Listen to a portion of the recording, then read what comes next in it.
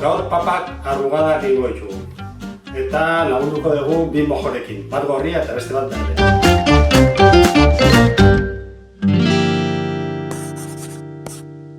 Jarri ditugu ja patatak garbiak urarekin, ikusi dago ur gehiegi. Gatz lodia desente botako dugu. Eta martxak jarriko dugu eta tapatuko dugu. Baina nahi dugu ura evaporatzea, orduan utziko gula pixkat irekia. Azkenean gehatuko dira patatak urei gabe baino gatzarekin.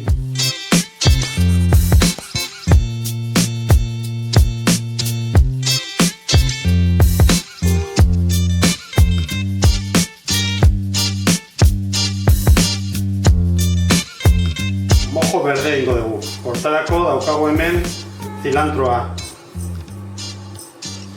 baratxuria, kominoa, gatza, espina eta olio virgen extra olioa. Eta egingo duguna da ondo txikitu.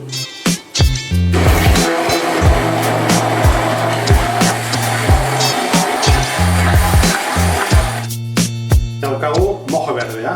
Orain egingo dugu mojo gorria.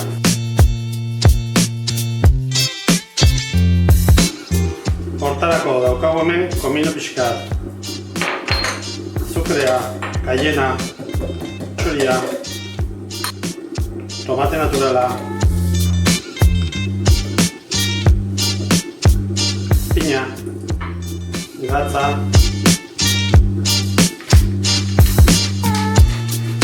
piparautxa eta olio virgen extra olioa. Eta guazen orain txikitzea.